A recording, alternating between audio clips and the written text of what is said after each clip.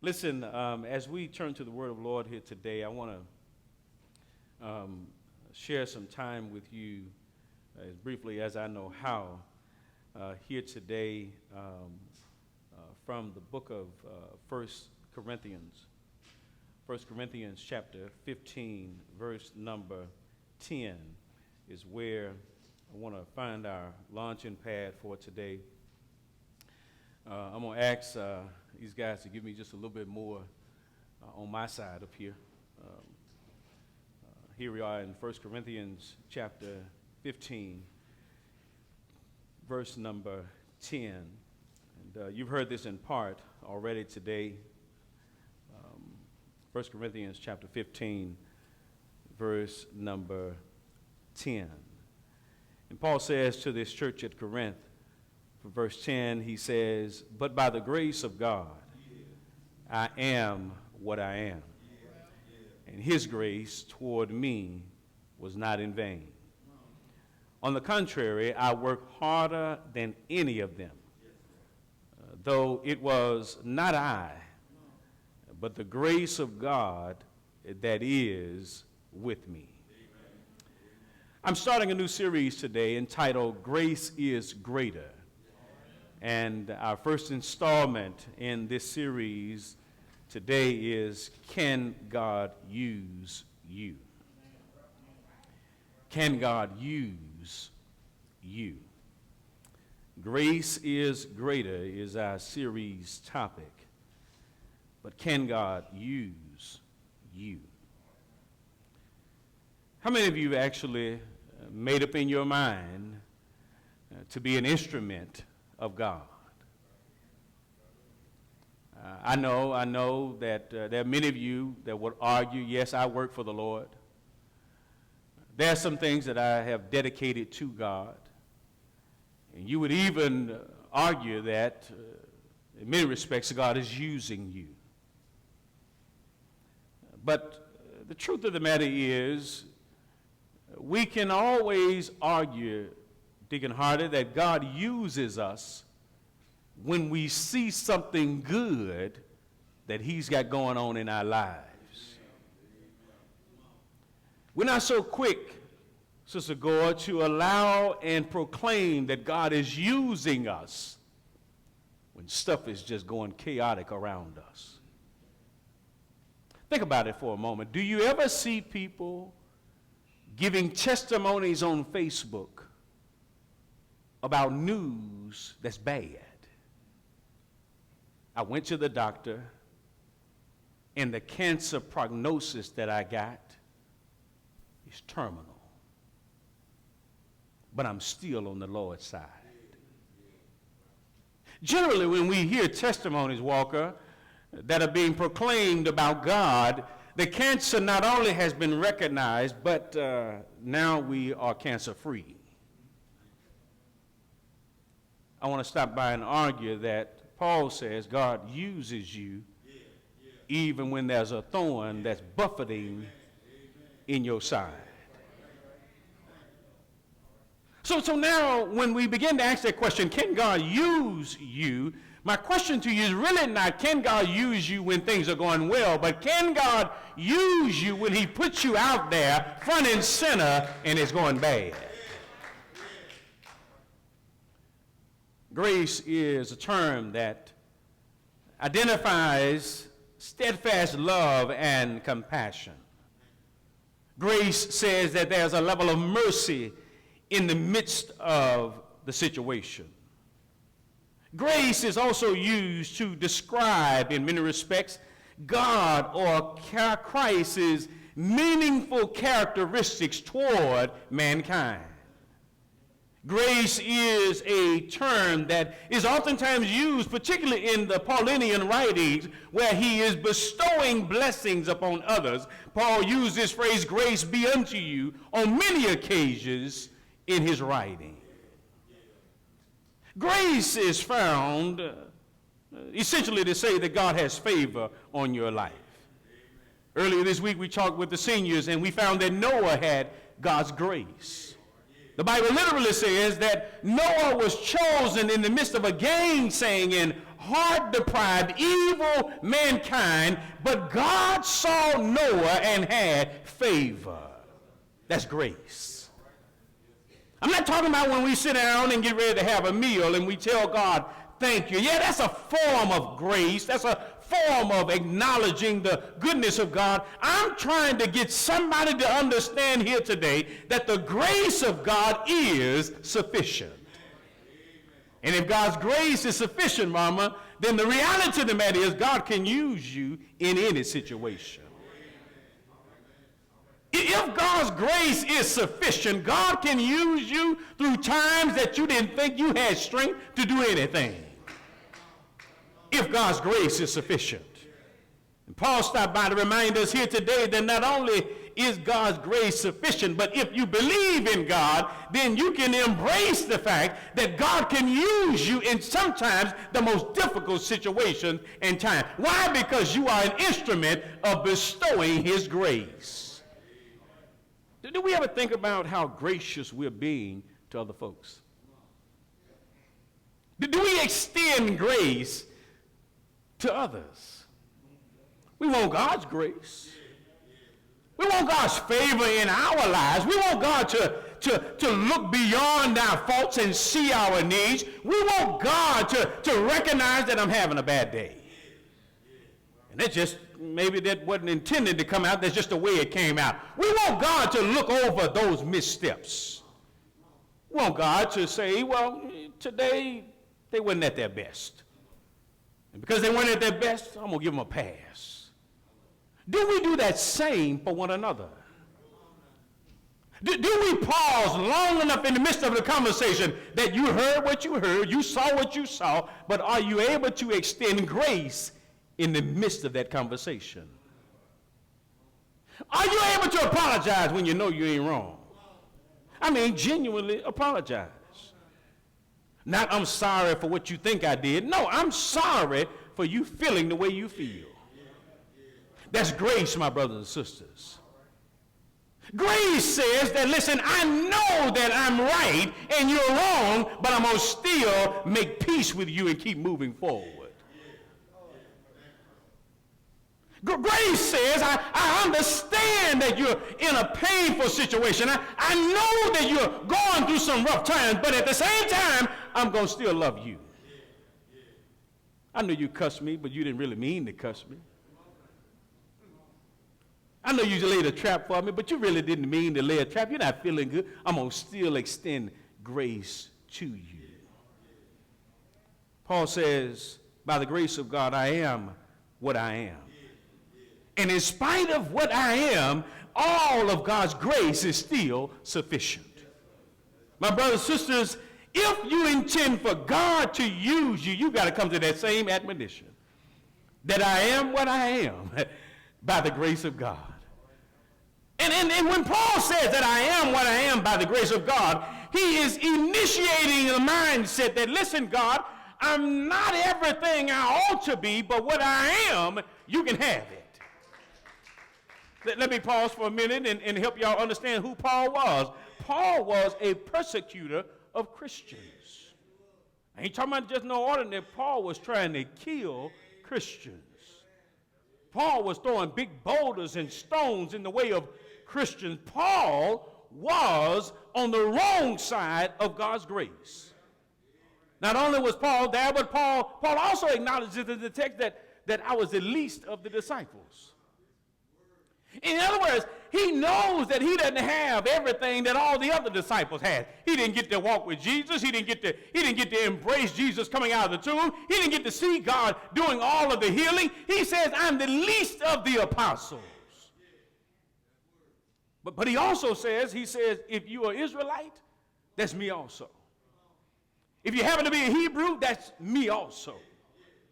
He says, I've been where you've been, and just in case you didn't realize it, I saw the man myself also. And because of who I am, I may not be all that you think I need to be, but because of who I am, God's grace is still sufficient. And God, you can have me. You can use me in any kind of way. I know somebody's sitting there saying, that don't make no sense, Pastor. Do you know who I am? Do you know how rough and rugged I've been all my days? Do you know how conniving and undercutting I was when I was younger? And you want me to think God can use me? Here's the thing. The problem is you can't fix you. You can't get yourself in a position where you're clean enough for God to potentially use you. It's only by his grace. It's only by his unmerited favor. It's only by the fact that he chose you that you're even worthy for him to use. Let me see if I can get to my first point here today. I promise you I won't be any longer than what the Lord says I need to be here. Yeah. My first point says is by the grace of God, by grace, God redeems. By grace, God redeems. Hebrews chapter 12, verse 15, Paul makes the case to the Hebrew church that we've got to stop allowing our past to shape our future.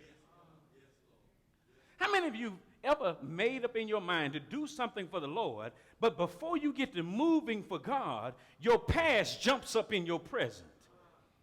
You say, I can't do that for the Lord because I did X, Y, and Z. I can't do that for the Lord because the last time I tried, I did this and that. I can't do that for the Lord because so-and-so saw me the other day and he knows what I did. She saw me. And how many of you made up in your mind, I'm going to do for the Lord, but I stopped because my past jumps up in my present? Too often, my brothers and sisters, we allow the impact of our lives to be greater shaped not by where we're going, but where we've been. I get tired of hearing folks making excuses about what they used to do and how they used to be and how they once were, and that's now justification for how they are right now. Paul said, listen, my God's grace is sufficient because God knew I was a murderer. God knew that I was a thief. God knew that I was a persecutor of the Christians. He knew all those things about me, and his grace showed up and atoned for me. We got to stop allowing where we've been. We got to stop allowing the stuff of yesterday to keep us from moving forward. Hebrews 12 and 15 says, see, it is that no one fails to obtain the grace of God, that no root of bitterness springs up and causes trouble, and by yet many become defiled. In other words, listen, you can't let your yesterday keep you from moving forward into your tomorrow, because it ain't about you, it's about somebody else that needs to meet Jesus. So often we allow our tomorrow to be defiled by stuff we did yesterday, things that were our stumbling blocks, and we focus on too much of what we once did versus on trying to build on once who we were, saying, Lord, listen, you shaped me and mold me to be who I need to be tomorrow. I mean, if you tried lately driving your car using nothing but your rearview mirror, you can't even get out the driveway doing that. You might get in the street. Don't use nothing else but the rearview mirror. Every time you get ready to move, look in the rearview mirror. Every time you get ready to turn, look in the rearview mirror. It's impossible to move forward using your rearview mirror. But if you ever begin looking forward, looking through the windshield, looking at what's ahead of you, you can dodge the potholes. You can dodge the cars that's coming. You can maneuver around your future if you keep looking forward. But as long as you keep looking backwards, you're stuck. My sister would say, you stuck like Chuck. You're just in a stall position because you're too busy focusing upon the things that once were versus looking forward into the things that are to come. You got to have compassion with other folks. That means the grace of God got to show up. In order for you to have love with other folks, that means God's grace has to show up. In order for you to do anything that's pushing God forward, you've got to have his grace. Paul says, not only does the grace of God allow us to be redeemed, but he says the grace of God helps us overcome some things. Suffering comes with the territory, my brothers and sisters. But we don't like to suffer. Somebody told us in the prosperity ministry that if we come into the house of God, we're supposed to sing, what is it? Blessings go up and praises go up and blessings come down. Let me give you a news flash. Paul says you can have all the praises you want to going up, and you'll still have a thorn in your side that not only will be there, but the Bible says it will buffet you. In other words, it will remind you that it's there. Can you still bless God then? Can you still praise God in the midst of that season and that time when suffering is there? Because Christ suffered, you will also suffer. And Paul says it is the grace of God that allowed him to overcome his suffering. It's the grace of God that allows you to get beyond your faults and your failures. It's the grace of God that allows you to have more than a slight discomfort and still keep going forward. Y'all have been around folks that woke up on Sunday morning, my head hurt and I ain't going today. They talked about me last week, and I don't feel like hearing that today. We come up with all kinds of stuff that keeps us out of God's house of goodness. The car was running funny yesterday. But on Monday morning, it can be popping and backfiring and smoking, but we're going to get that joker's popping and backfiring down the road to the job. But when it comes to God's house, anything, any form of discomfort keeps us away from God. Paul wasn't having no discomforts. Paul says, I've got real issues. He said, even if y'all going to consider me to be a fool, let me be a fool telling you about Jesus Christ. That's how committed Paul was, because he knew that the grace of God would get him through regardless of what the circumstances might be.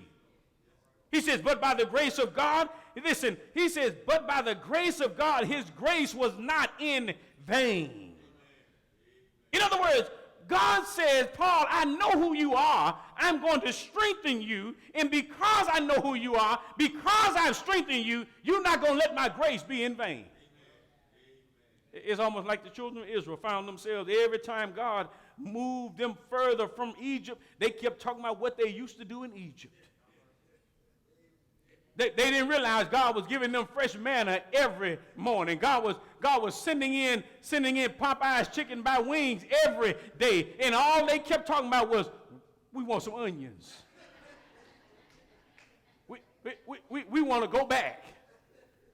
At least they didn't make us work all day and all night. At least we got to lay down sometimes on Sunday. But Paul says you've got to be sure that you realize that it's the grace of God that will strengthen you to overcome whatever that slight discomfort is. You ever been in a situation where you didn't feel like coming to the house of God, but then when you got to the house of God, you were ever so thankful that you did come, because looked like when you walked in the door, something just lifted up off of you? That's God's grace.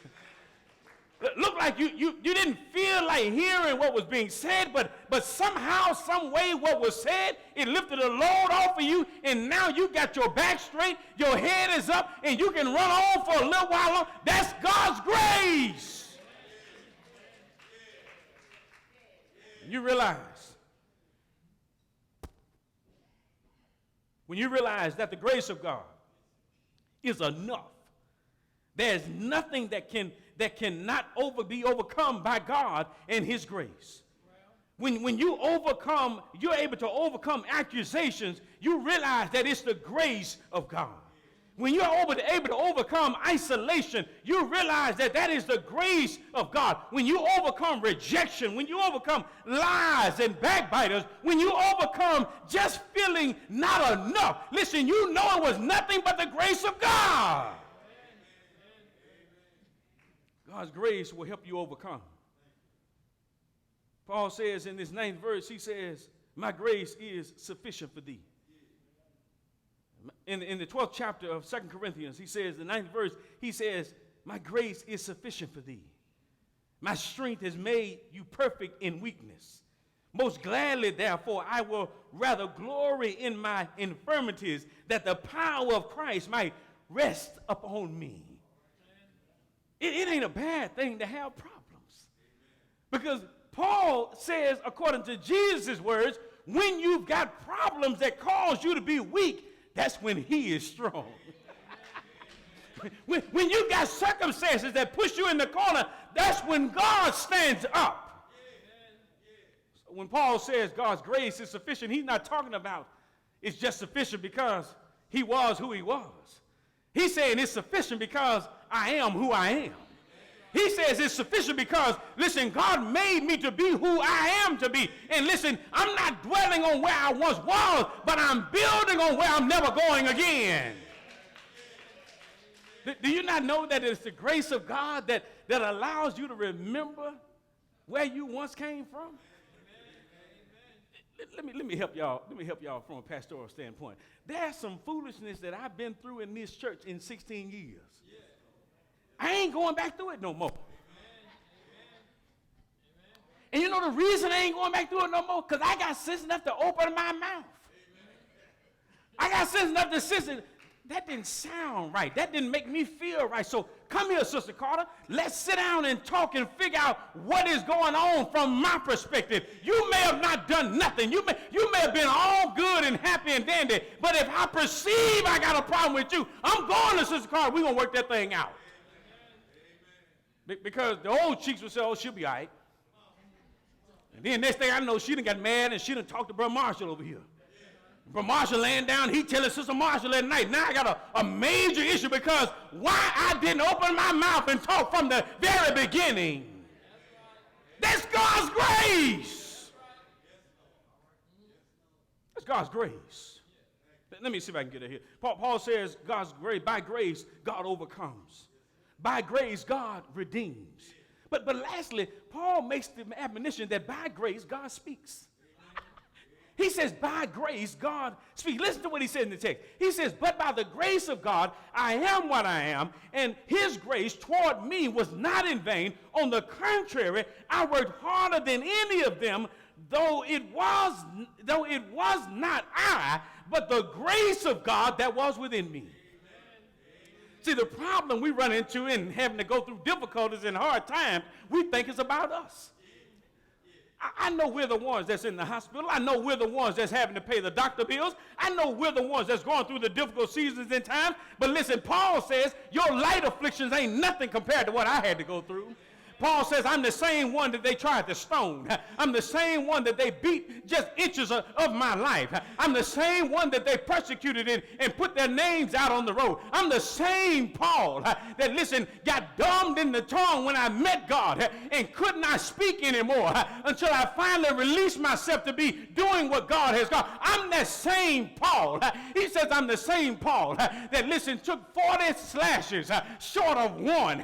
He says I'm the same Paul that has gone through in season and out of season, good times and bad times.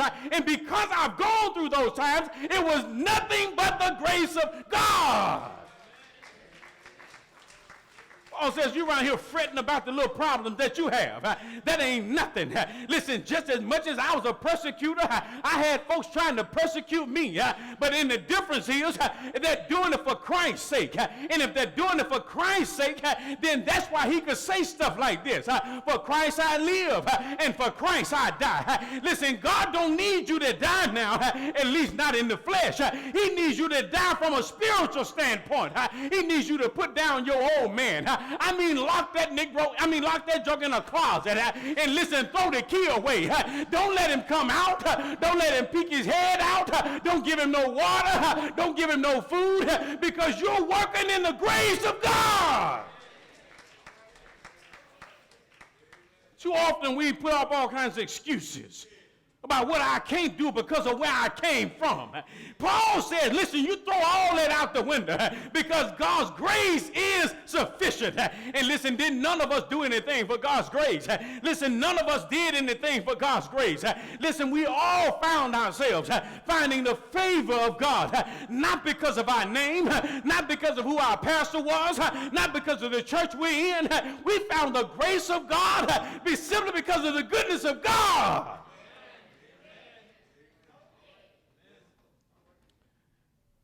There was a young lawyer that told a story about her own testimony and being able to allow God to use her. She said that one afternoon, a couple came into her office. And the couple came in wanting advice about how to deal with an altercation with a local restaurant owner. Her words to them was, just go back and talk to the owner. When they went to talk to the owner, there must have been something that went awry, because the woman came back frantically about 2 weeks later saying, I need some help. My husband is in jail, and he's done some horrible stuff. I need help to get him out. The lawyer takes on the case and does what she needs to get him out of jail and get the case situated. And she tells them, once they have gotten the husband home, she says, listen, I'm not a criminal attorney. I don't have any skills or expertise in murder cases.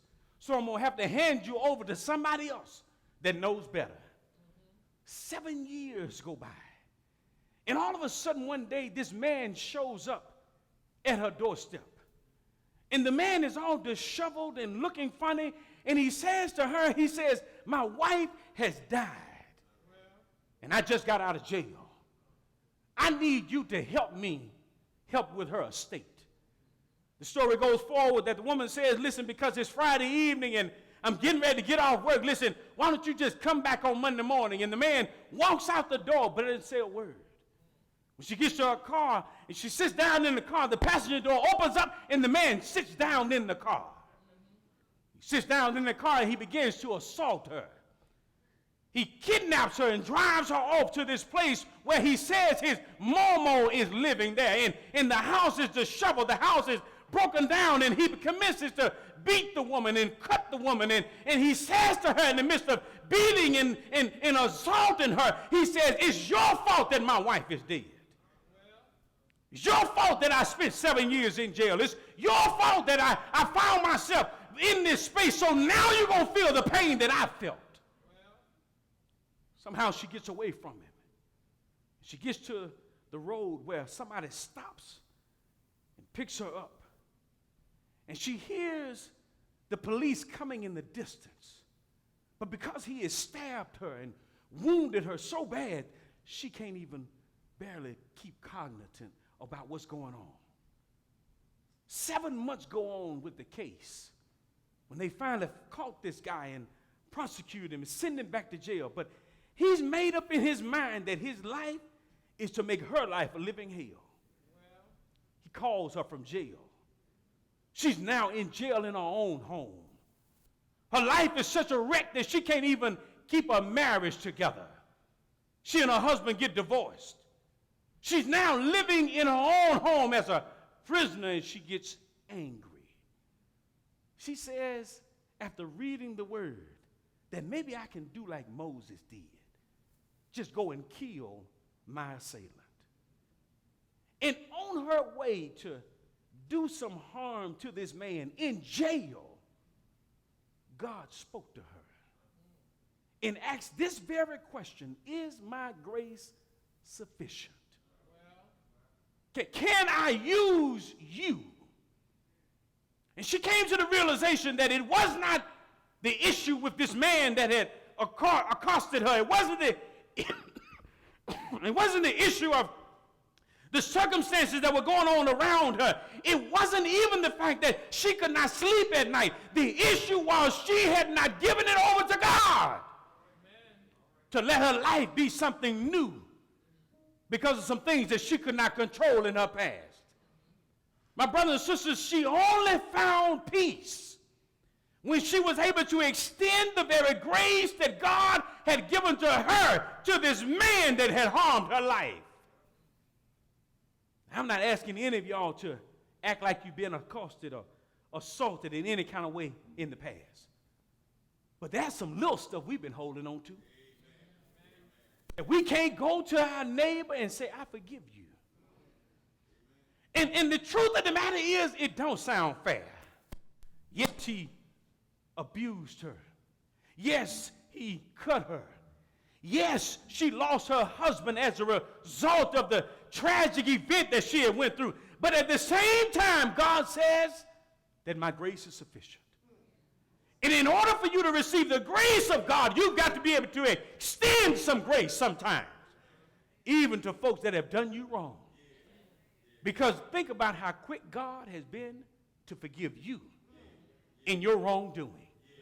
I need to help somebody here today. I don't know if you've been accosted. I don't know if you've been abused. I don't know if you've been misused. But I know one thing. God says his grace is sufficient. And in order for you to experience the grace of God, you got to give it to somebody else. See, we too busy just talking about God's grace. We too busy telling folks that his grace is sufficient. We leave off the fact that, listen, Paul says his grace is sufficient, but it's only sufficient because Christ has bestowed it upon us. God is only sufficient in our lives when we begin to experience the goodness of God and share it with other folks. I pray that we don't ever have to go through something as horrible as what I just described. But in the light afflictions you got, learn how to extend some grace so that God can use you in the midst of your circumstances. In the midst of your trials and your ups and your downs, let God use you. While you're sitting there getting your cancer treatments, tell them about the goodness of God. While you're weeping and mourning over your loved ones, tell them about the goodness of God. While you're dealing with the issues and ailments of society and you're worried about what's going to happen tomorrow, tell them about the goodness of God. While you're going through the bank trying to figure out how to pay this note and pay that note, listen, tell them about the goodness of God. Yeah, when you tell them about goodness of God, then you're bestowing the very grace of God to others that you want him to give back to you. And in your moment of weakness, you'll find some strength. In your times of loneliness, you'll find a moment of pick-me-up. In your times of downtrodden, you'll find some strength to say, Lord, I'm on your side. Listen, and I don't know about you here today, but there have been some moments in time where I was low, but God made me strong. Where I was weak, but God found it in me to still say a word for him. Yeah, be encouraged today, light. God's grace is sufficient. And the question is it sufficient enough for him to be able to use you? Yeah. God bless you. God bless you all.